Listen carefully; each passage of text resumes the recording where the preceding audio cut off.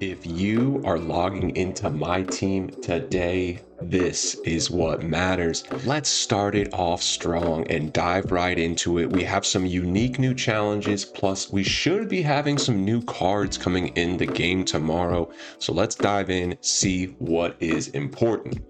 Daily challenges, as usual, knock them out. It is play multiplayer today. Quickest way would be in park, but if you're playing other modes, go ahead and do that. Could be salary cap, all-star, or showdown. So always keep an eye on that. Along with that, we do our exhibitions every day. Just make sure to come in, get these free rewards. Ultimate goal is to build out the account to be as strong as possible. Season 4 tab. There was that weekend challenge for the Pro Pass challenges. That is gone, so if you weren't able to do that, it's okay. It's already gone. Hopefully you were if you got the Pro Pass. Still plenty of time for the Beast challenges. These cards are really cheap now, so feel free to go ahead and grab a cheap Beast. Make sure you get this Hall of Fame option pack. Very worthwhile. For these, just keep working through them. I'm already making my way through some nice triple threat and clutch time rewards just from playing Breakout. This will happen relatively naturally, but if you are chasing one of the mode completion pieces in this mode, make sure that you just kind of monitor it. Plenty of time, but map it out through the season. And we just got Cephalosha, so I got to make sure to put him in and get a steal. These are really easy, but I do recommend you do them for that free rep. We got a new weekly challenge though, and I think it's under season 4. Here it is. So this is technically a weekly challenge, even though it's under the season tab. Sometimes they do that. I mean, this beast is technically a weekly challenge, but they put it in the season tab. It's specifically for all-star team up, kind of a fun one. I do like when they give us kind of worthwhile rewards that push us to a specific mode. It's for a legend option pack, which is quite nice. It is a bit of a grind though, 20 wins in all-star team up. You know, this can take some time. 100 wins is the whole season grind, so that's about a fifth of your season grind in just 6 days. Will we get this done on the channel? Possibly. I have 6 days. I have so much to grind offline already. Can I, team up with some good players and try to have a really high win percentage and maybe knock this out in 25 to 30 games, hopefully? Possibly. We'll see how it lines up, and just take that same mindset. Never feel like you have to do every challenge. These types in particular, yes, they're good. If you're already playing All-Star, then it's great, but it doesn't mean you need to switch up everything just for one legend badge, even though it is an option pack. So I'm kind of 50-50 on this one. It really will depend on how time allots, because we have so many other things to grind right now. Nothing new in weekly challenges, but I know most of you should be getting this Brandon Roy by now. Kind of a fun budget card. Honestly, if you're still building out your team, he might even play for you. And salary cap, he could play for you. And quite possibly, he'll be involved in an exchange. We will talk about wild gem exchanges. We may see one tomorrow. We'll look at the past and kind of see what they've lined up in the past and see if we can kind of try to predict. But a good chance by the time you're watching this, I get these out pretty early in the day. If it's in the evening of Monday, we might already have leaks of what's coming tomorrow. So either way, I am expecting some new cards tomorrow. Possibly a wild gem exchange, but possibly not. It just depends on how 2K does it. And I will shout out these training challenges. I've been getting a ton of these done. Some coaches, it depends on what coach you have and what rep you are, you'll have more of these unlocked. I'm kind of in the middle. I know some people have a lot of badges unlocked that I don't, and it's amazing how many Hall of Fame badges you'll eventually be able to unlock. Right now, I just have the one, which is this Hall of Fame mini marksman, but best believe I'm handing that thing out like candy on Halloween. I'm trying to get as many players on my team to have Hall of Fame mini marksman. Why not? And as I rep up and get more coaches, I'll be able to do even more and more Hall of Fame badges, which is very unique. When they did this, I wasn't sure if they would give us the ability to go all the way up to Hall of Fame. Pretty interesting. That just means late year. I mean, people are going to get better and better coaches with more and more training, which means more and more cards are just going to have a ton of badges on them because it's free. I mean, there's those grinders out there, so be prepared for some very badged out cards coming down the pipeline here as more and more people unlock training and unlock good coaches. But I recommend stay ahead of the curve and be one of those people that's getting all your cards badged out, especially for free. If I'm just grinding something, I'll be like, who doesn't have bronze high flyer denier, who maybe should? Even if it's a budget card, I'm playing salary cap, or even like this Porzingis, like he could probably use that badge. So now when I'm playing a domination or a breakout, I'm just going to make sure to knock this out. Just a great way to stack a few more challenges on some of the grinds that we're doing. And lastly, I will highlight the signature challenge. I think it's just a clutch time game. Probably get this done sooner than later. Free Hall of Fame badge. Definitely knock that one out. For the play modes, business as usual here on Monday. Just keep grinding. Those exchange pieces are worth it. So whether you're doing it in Showdown, Breakout, whether it's Gauntlet or traditional Breakout, I know there is some confusion on a couple things. One big one, when you start Breakout, make sure you start a new run. If you don't start a new run for the season, it will be a Hall of Fame badge down here, not that Season 4 exchange. Just double check before you start playing a ton of games. You always hear kind of those horror stories of people completing it and then being like, wait, I just got a Hall of Fame badge. Don't want that to happen to anybody, so just check that out. Breakout traditional, I know it can be a little confusing, but just find those hometown lineup games. You just need to do 3. This is a good example. There's like none on this board. They're not always right there, so it's not a bad idea just to end run. Try to start with at least 2, and then even then, don't play those ones right away. Once you have 2 in the starting lineup, then play the other ones and try to unlock a couple of the hometown. You can see I'm getting a bit unlucky right now, but just keep red generating until you start with some hometown lineups. Almost wonder if this is glitched right now because I've been doing this about 10 times. I haven't seen one hometown lineup. So something to keep in mind. Oh, it's on triple threat only. You gotta be on all game modes. That could be another confusion. Look, there's a hometown lineup right now. So for this scenario, always go all game modes. That was just a brain fart by Guru there. But you can see, okay, great. I have 2 hometown lineups out of my first 4 games. It's a bit risky to play these ones first because you're hoping that one of the boxes they unlock is a hometown lineup. The safe play is actually play one of the random easy lineups and play until you discover that 3rd hometown lineup, then play all 3 in a row and you'll unlock the portal, get to the 2nd board, find a corner, and there should be an exchange piece in one of those corners. I know there were some questions on Reddit about that. Drop questions down below if there is any specific questions. Breakout can be a little confusing, but once you pick it up, it makes perfect sense. Park is a lot of fun. We do need to play online today. So we'll debate. Maybe I hop into All-Star and just try to get a few wins. Maybe we get up to 20. That would pretty much put me on path to maybe get an exchange piece in All-Star Team Up. But again, I'm prioritizing Breakout and Domination, and there's just only so much time in the day. So again, if you miss out on 1 or 2 rewards, it's never game-changing. The biggest thing we have is our MT, where as long as we're building MT, we can miss out on a challenge here and there. It's just a matter of prioritization for us. So again, just keep on your season grind. Those exchange pieces are really worth it. Whether you're hopping into Park or All-Star today or just focusing on your offline, just lock in and do what you got to do. Of course, I'll shout out Domination. I'm making my way through it. Some of these crest challenges are a bit challenging. I got the 22 rebounds done this morning, actually. It was relatively easy. Well, not that easy. I got the 22nd rebound in the 4th quarter with just 1 minute left. My boy Evan Mobley did get it done. Put a really small power forward in there, spam the pick and roll, brick shots. You need about 7 rebounds a quarter, just map it out. Was able to get it done. So Domination's a lot of fun. Some of them are a bit challenging, some call frustrating, but to me, it's fun to have a little bit of challenge, but gosh, there's no worse feeling than having to replay a game just because you didn't get the crest done. So if you have questions on specific crests, the toughest ones are probably steals and blocks, but there's always a way to get it done. None of them are impossible. Just let us know if you have questions and we'll do our best to help you out. King of the Court wrapped up. We took tier 3, just played 3 games. 1 was on stream. Overall, very fun. And it looks like Ty took it down. Back-to-back wins now. Like I said, we're kind of in the midst of a dynasty here. He had a 5-week break, but now he's back-to-back. So Ty sitting up on that throne, going to be tough every week to take him down. It is interesting that there's just one guy who you know is just fully locked in, and he's kind of at the point now. If you want to win King of the Court, you're going to have to go through him. So we'll see if he can keep it going. We know he's grinding, and he's probably put quite a bit of coin in his pocket. So congrats to Ty on that one. Well done, sir. We did take tier 3. We will see what kind of rewards come down the pipe.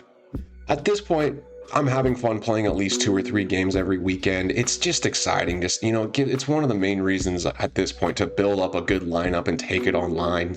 I do really like my lineup. Of course, there's room for improvement. But what's the best way to test it? And unless you want to play Showdown, and it's like if you're not grinding Showdown for the season exchange piece, you probably don't just want to play one or two casual Showdown games.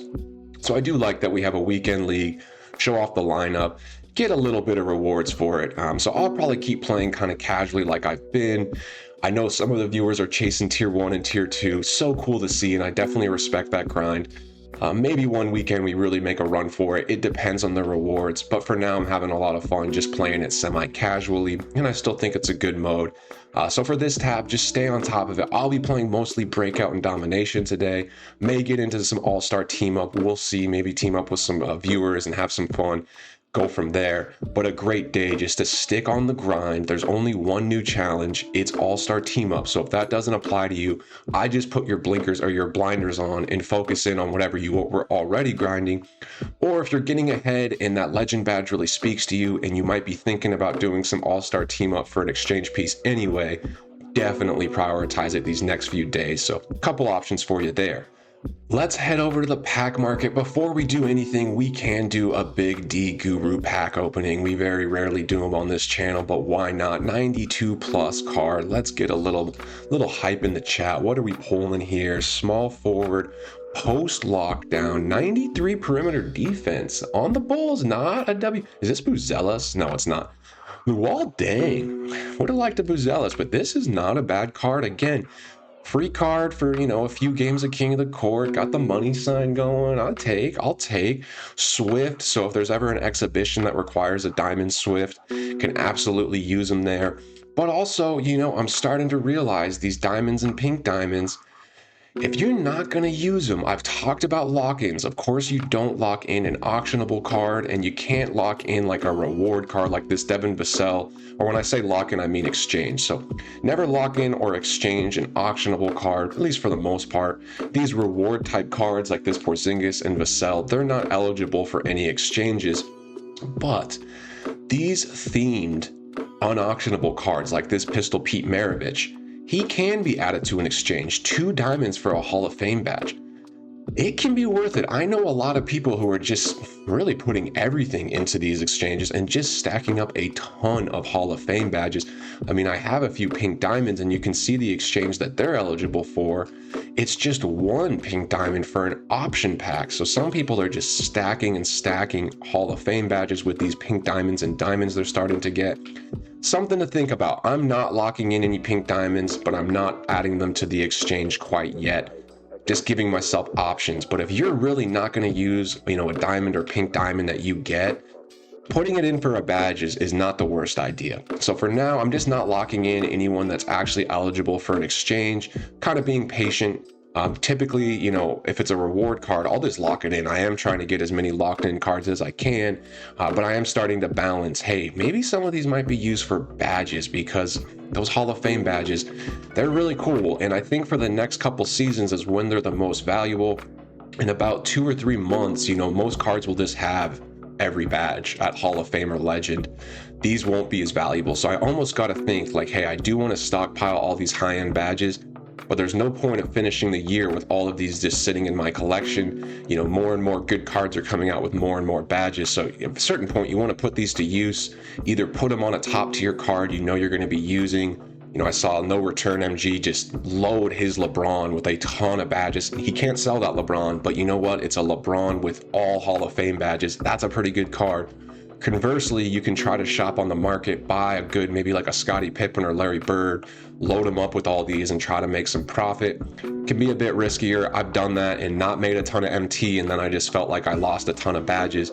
But if you do it right, you can make a ton of MT. So badge management is one of those things. In my opinion, there's no perfect rule or law. Just do what you think's best. And, I obviously have a ton. Part of me wants to clear some of these out, but the auction house is just moving so fast, I don't really have room for it. But something to think about. Just keep collecting cards. Either lock them in for badges, lock them in for collector reward, but don't lock in any of your auctionable badges. And while we're there, we can always check out the pack market. Nothing new, but I'm expecting new cards tomorrow. We can look at last year at this time. You can see, comparing to last year, we would be right about here. So season 4, the new season and the new set came out on Friday. The following Tuesday, they put a pretty good set, just a traditional set. Now this year's been a bit different. We've had wild gem exchanges. So last season, they started season 3 right here, and they actually had a festival start with it. But on the Tuesday after the new season, which is technically tomorrow, they put out the Galaxy Opal Wild Gems. There was no exchange, but they did release 8 solid cards. So going off of not only last season, but last year, it would make sense. We definitely get a drop tomorrow. The big question, will it be Wild Gem themed? Will it just be an independent set? But most importantly, will there be exchanges involved? We just don't have answers to that quite yet, but there will be new packs in the market tomorrow, something to keep in mind. For me, I'm still stacking VC. I'm getting more and more from the Pro Pass, not making any purchases, but just being aware of what is in packs, and of course, getting my daily rep pack, doing that in the park to make sure I get a 2x rep boost from that. So just something to keep in mind. For the exchange, nothing really new. The Season 3 Wild Gems are live. The Season 2 Wild Gems are still live with no timer. They did take out the Season 1, a while ago. So at some point, will Season 2 be taken away? Maybe. Personally, at this point, I'm not recommending locking in for any of these cards. Some of them are still really good, and they're keeping the Wild Gem prices up. But the truth is, once you put all these resources in this card, you don't get any of it back. So it's a bit of a, sunk cost, if you will. Conversely, if you go buy a 500k card comparable to Brandon Ingram, you can always sell them back. So I would recommend not doing any of the Season 2 Wild Gem exchanges, probably not doing any of these Season 3, and really just hoping that we get some Season 4 Wild Gem exchanges that are much more worthwhile, and at least for us traders, that would be a huge boost to the wild gem market as a whole. So keep an eye on some of the older exchanges. I don't think any of them are too, applicable. If you are playing Breakout, you get those exchange pieces from the corner. You need 13 total, and this is how it breaks down. 1 goes into this, 2 goes into this, you will get a Hall of Fame badge, and then there's the 10 that go into the Season 4 completion. That's the exchange piece that you need to get one of those players, and which is one of these guys. And I'll highlight it one more time. Something that you really want to avoid is these tricky packs. You'll see one in salary cap at 6,000 points. This is not a Season 4 exchange piece. This is a random pack. You're not going to get anything good out of that. I don't even know why they have Season 4 on it. It's just a completely random pack. The only way to get a Season 4 actual exchange piece from salary cap is by winning 150 games right here. You can see that's an actual Season 4 mode completion. If you're playing salary cap, that's on you. I do think there's better ways to get that mode completion done. But back to the exchange, we do have the Season 4 exchange. This is what we're really more focused on. I'm grinding Gauntlet for this specific reason.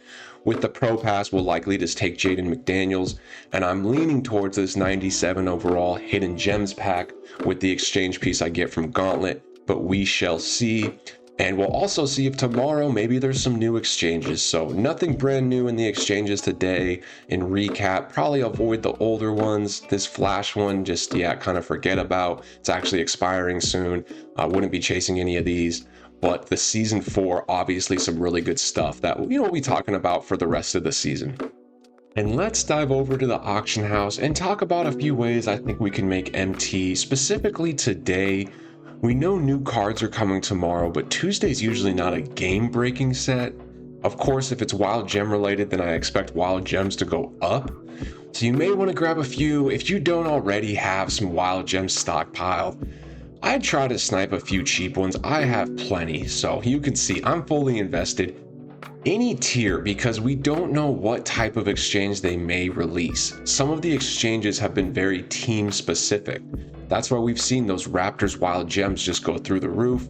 So one strategy was I grabbed a bunch of Spurs Wild Gems for super cheap, a couple 76ers, just like mainstream teams. Ones that haven't already had an exchange, like Lakers players are just too expensive to really get value on. But if you want to look at some Wild Gems, today wouldn't be a bad day, preferably before the release.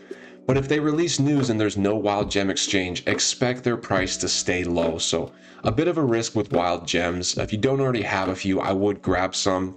but it could be a bit of a longer play, especially if they don't release an exchange tomorrow. But things we can do, let's start off with our tried and true, just finding those, meta cards that people are going to consistently use. Now I'm trading I always like to go just 1 or 2 sets back. I think that's kind of what keeps cards fresh.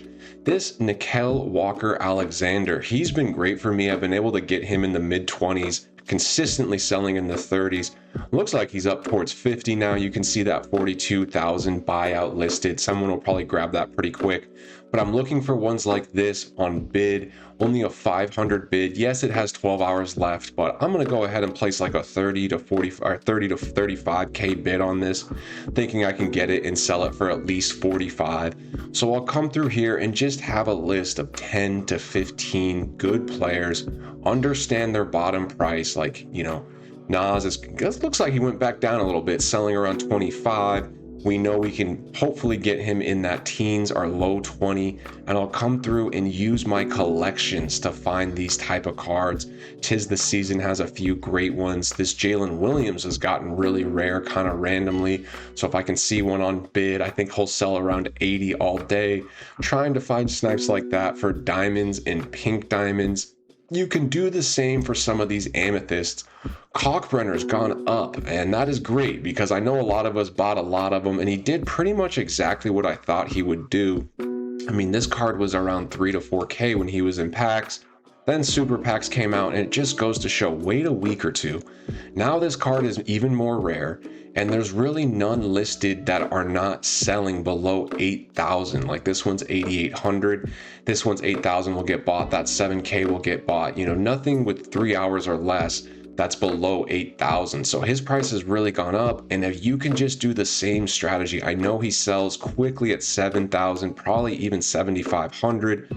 Let's just see if I can find some bids at 6K and below. And just keep in mind, this card's not really coming back. Even when they release super packs, this card won't be included because he was last season. Sometimes I think they will release past season cards, or they'll just drop certain packs in.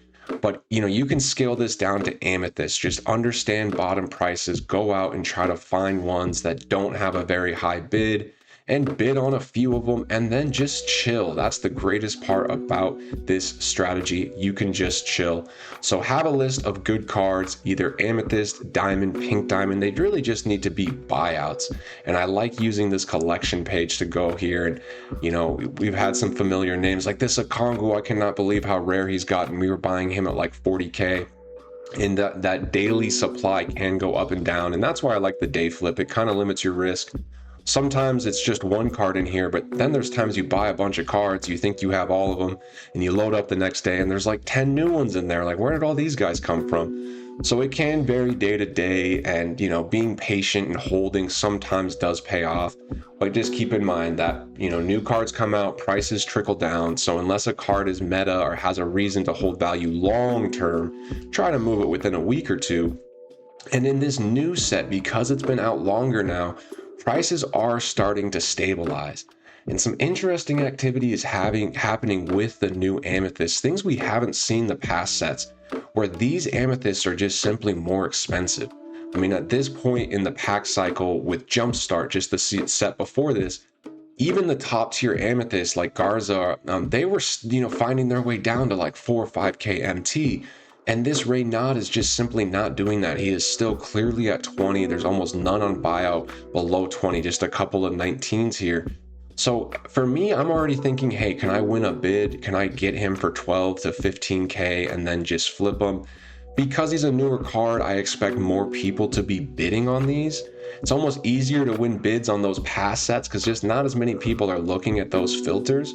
But for whatever reason, most of these amethysts are really holding their value. Some are pretty good. We've shouted out this Ayo a few times, and he, is trickling down, but he's staying up above 7, 8K, where typically at this time we see these guys right around 4 or 5K. And the lower end amethyst, like this Tyler Kolek, people aren't quite as excited about him. His price is kind of doing what other amethysts have done. He's down closer to like 6, things like that. But the 3 that are pretty good, which is Renaud, Ayo, and this Zaire Williams, people really like this card too. 6'9" at the shooting guard. Check out that driving dunk. Pretty good card, and he's not a defensive liability, not his specialty, but with 89 perimeter, 89 agility, 6'9", he can definitely hold his own. And again, this card is kind of staying steady around 9, 10,000, so you can go ahead and bid on these cards. I do think their price trickles down a bit more, but wouldn't be surprised if we see similar activity like Cockbrenner and even Garza. Now his price has gone up, where once they leave packs, should they not go up? Just simple supply and demand, unless people wake up and be like, hey, this is just an Amethyst card, why are we having him at 20k? This card could just be a high-priced Amethyst, and maybe he settles once he's out of packs closer to like 25, 30k, even if it's just for a short period of time before, he gets outclassed a bit and his maybe price goes down. But certain rare cards do hold their value all year long, and you can even see it in some of these like season 1 pink diamonds. Like this Kawhi is still really, really expensive. Most of them have extra badges, but part of it is just due to scarcity. Even cards like Paige Buchers, she's still on bid, 100k. That's a pink diamond from season 1, mostly due to scarcity. So in a month or two, if Raynaud is really that scarce because he's out of packs, who's to say his price doesn't settle at a bit higher, 20, 30k? And definitely think long term on some of these investments. You have your day flips that you want to make immediate profit on, and then you have your cards that you can buy and hold. For the day flips, I do recommend kind of past sets because these prices are just so much more steady. Like Naz Reid's prices is kind of steady, right around 25 to 35k. We shouldn't see huge variance. Conversely, these new cards, once they go out of packs, or the fact that they're still in packs, we still have opportunity for a bit more variance. So I think when cards are in packs, it's a bit more of a buy and hold mindset. Once cards are out of packs and their price is settled, we're doing the day bids.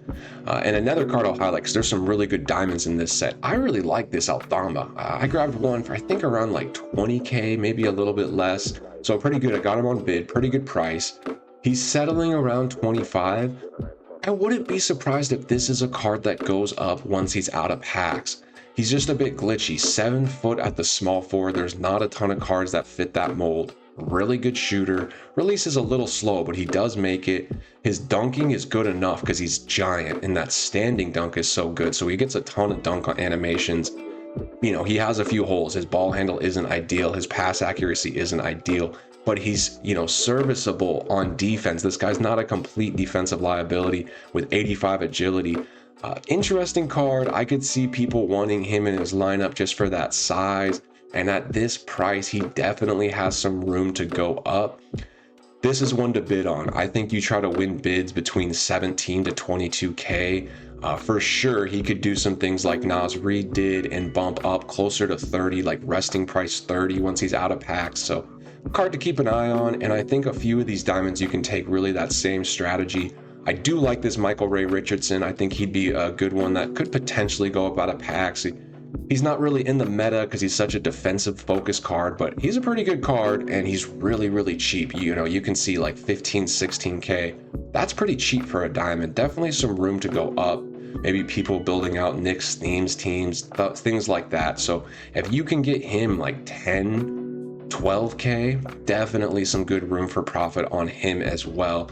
So a couple activities there, just working through the past sets, finding a good list of meta cards, understanding their base price, and then bidding on them. Same time, we're working the new set, monitoring their prices and seeing which one's price is just a bit low because they're in packs. And we've been studying these new sets for long enough, knowing that certain meta cards that are in demand, will go up once they're out of packs. Little safer on the amethyst and diamonds, but you can take the same strategy up to pink diamonds and see what's going on there. Just like this Eddie Jones, he's settled. He was at 80, 90k. He's settled down to around 60. Try to get him in the 50s. He should be safe. And we've seen a lot of pink diamonds in this 60, 70 range go up significantly. Jalen Williams is a great example. He was at this exact price range when tis the season was in packs. People were getting him in the 40s and 50s, and there was a good amount on the auction house. Now, when you go look at Jalen Williams, he's just really rare for some reason. Not a ton in the market, and the cheapest buyouts are like 80k. So it would have been as simple as buying 5 or 6 of these at 40, 50, even 60k and flipping them 2 weeks later for making hundreds of thousands of MT. there is cards like that in this set. It's just a matter of which one and why. And I don't have the magic ball. I can't tell you the specific card, but just think about it. Some of you might get more lucky than me. My mind is kind of around Aldama, Michael Ray Richardson. Anthony Black is very interesting, and I did want to talk about him. He's on buyout now, which we didn't see. We saw him being only on bid, but now people are listing him on buyout because he wasn't selling on pure bid all the time. So that gives us opportunity, because anytime a card's on buyout, we have a comfortable base price. So right now it looks to be about 90. So if you can sneak these Anthony Blacks in the 70 range, this card could even go up once he's out of packs. He is a really good diamond. Of course, it's a premium diamond, but still, keep an eye on a card like this. He's in the buyout range now. And I will check out Dyson Daniels just because he's such a meta card. Really a card I'm kind of eyeing, but we'll see. He's on buyout now too. I did see one up for buyout. Very rare and few and far between. Maybe just grab it if you see it. But some of these cards are not selling on bid. He's turning into buyout. So depending if you can grab one with badges or even just sell at the right time, could definitely make some MT. Specifically for these like meta cards that people use, weekends can be great to sell. And it's a bit variance because we have new sets on Friday. But if you have a big card with extra badges, selling midday, afternoon, Saturday, or Sunday is not a bad idea. And even just stockpiling in the week, selling in the weekend, at least for certain cards, could be very strategic. Last strategy we'll highlight, just giving a full breakdown. I know we get new viewers every day, and that's part of the excitement. So I like to review some of my just general strategies, and sometimes we review them again and again because I think that's what leads to like getting confident in it, is just repetition. But let's talk about dynamic duos. Another reason for a card to hold its value long term.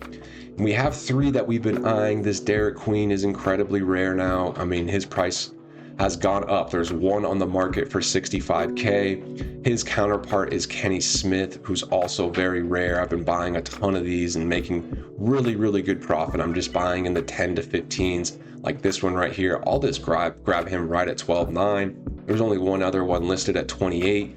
I have a few listed a bit higher just to set that bar a bit high. Most of these are kind of bar setters now. All my lower ones sold. So the new one I just bought at 12, I'll list at like 25. And because the only other ones are pretty expensive and he's so rare, I think the 25 will sell quick. Then I may need to relist these because it looks like they're not getting bought, but I'll list a couple in the mid 30s and a couple in the mid 20s. And as long as I'm buying at that lower price, it's pretty much guaranteed profit. And then the other duo that we like, those two actually weren't linked. That was the Kenny Smith from the Shaq duo and the Derek Queen from the Jeremiah Fears duo. So this guy's the duo with Queen, and his price has been so weird because he gets rare and he goes up to like 40, 50, and then people list them in the teens. I've been buying him in the teens, so I'm a bit stingy. I'm not even buying these 25K ones. I'll probably just let that expire. But if I can get him in the teens, maybe I'll bid on this one just at like 19. I'll go ahead and bid. I won't go into the 20s though, but just another filter I'm checking daily. So have a list of dynamic duos. It's just asking ourselves, why would a card hold value? It either needs to be meta, it needs to be part of a lock-in, or it needs to have like a cool dynamic duo. You can see that Shaq is so rare. And then the new one in the routine. I just do this every day. It's just a few different filters I check every day. Darius Garland. He's rested right around 10, maybe would bid on this 7 one, not quite enough room for profit. But then his pops, I actually made 2K on his dad just in 30 seconds of work. I bought one for 1K, none. Yesterday there was a few, I actually sold them for 3K after buying him for 1K. Oh, he's a Ruby, that's why. Okay, plenty up actually. So again, I got him on bid for 1K and sold him for 3K. Quick little 2K flip, why not? I will go up and down and make flips on pink diamonds all the way to golds. I really don't discriminate. I'm willing to make MT any way possible. So again, just a list of some dynamic duos to check in on is another good way. And yeah, my auctions is totally full. I've pretty much honed in on either some meta cards that I'm flipping, which I've all sold already today, and a whole bunch of wild gems. Without wild gems, I'm at right around 3 million liquidity. I have a few bids out right now, and when these Kenny Smiths sell, I would be just about 3 million. And what else I have is all these wild gems. How much are they actually worth? It just depends. If I sold them today, like maybe 1 million, but I'm just holding out, hoping they get some kind of price bump. And then, yeah, we could be sitting in a pretty good spot just from grinding the game consistently, getting the pro pass, but not ripping any packs, just working the auction house, grinding the game, and, holding on to these wild gems would have gotten me to that place. But in general, yes, just move and groove in the auction house. Drop down below if you have questions. I know some people are gatekeeping some of their strategies, and that's fine. Like, to each their own. On Reddit, I saw a post, and some guy's like, no one's going to tell you all their secrets. And that's true. But honestly, with this strategy, it doesn't matter who knows it because we're working bids. And so as long as you just time your bid right, people can't always be on the game. And it's best just to find bids that are kind of closer to ending and just work your bid strategy. And it shouldn't matter if more people know these filters. It's not like I'm sitting on a secret snipe filter where a card might pop up. It's cards everybody knows. Anybody can go into their collection and just kind of look through and try to find a few good deals. So the main thing is just having a longer list of cards that you are familiar with and understanding their price. And then it doesn't really matter if people know. So I'm willing to share the sauce. I'm still absolutely building up MT, but I hope you all do the same. And I love hearing the success stories, people popping into the chat or the live streams being like, I just hit 1 million MT, or I made 100K on Cockbrenner last week. That's what I love to hear. So hopefully this does help. And, it's an uncertain auction house, but we can definitely do a pretty good job of trying to pick up on trends. And with that, just keep grinding the game. Have some fun with the challenges. If you do try to knock out 20 all-stars over the next week, let me know. Maybe we can team up in some games. Maybe I'll get that done. We'll see what we end up prioritizing. But either way, it's a great day just to get some stuff done inside the game and out.